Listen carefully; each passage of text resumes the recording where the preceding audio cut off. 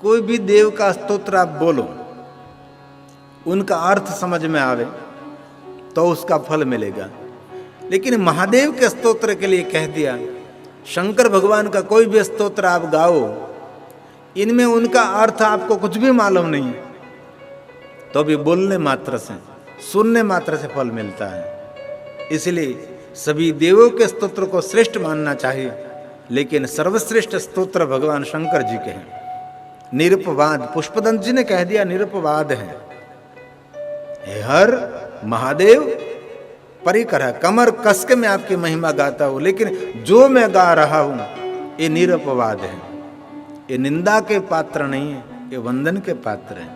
इसलिए कोई भी मानव काली घैली भाषा में भगवान शंकर जी के गुणगान करते हैं, ये सभी वंदनीय रहते हैं। इसलिए कभी कोई शिव भक्त अपनी भाषा में जो भगवान शंकर जी के गुणगान करते हैं, ये प्रणम्य है, वो वंदनीय है।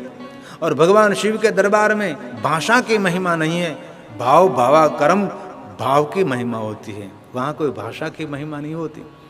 उनके हृदय में भगवान महादेव के प्रति कितना भाव है, उनका मूल्य है, नहीं कि शब्दों का मूल्य है। जरूर शब्दों का मूल्य करना चाहिए, लेकिन मेरे शंकर जी के दरबार में वो तो भोले का भगवान है।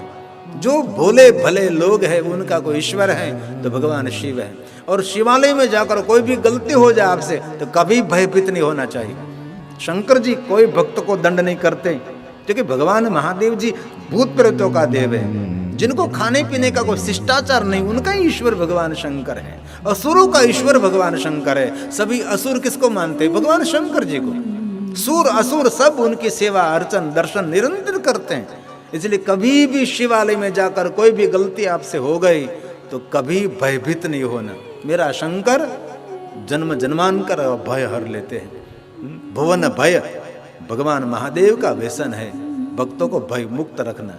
इसलिए बहुत सारे शिव भक्त हैं, शिव जी से डरते हैं, महादेव से भयभीत रहते हैं। नहीं, दुष्ट जरूर भयभीत रहना चाहिए। जिनमें दुष्टता, जिनमें कपट है, जिनमें दंभ है, जिनमें कोई दुष्टता पूरी भरी हुई है, उसको जरूर शंकर जी से डरना चाहिए। लेकिन भला और भोला भगवान शंकर जी का भक्त है, उन पर तो भगवान शंकर जी बहुत प्रसन्न रहते हैं। जैसे कोई बच्चा काली गली भाषा में कुछ बोलता होगा, काली गली भाषा में कुछ काम करता होगा, तो वो देखकर माता पिता बहुत प्रसन्न और आनंदित रहते हैं, वैसे ही शंकर जी भक्त पर प्रसन्न रहते हैं।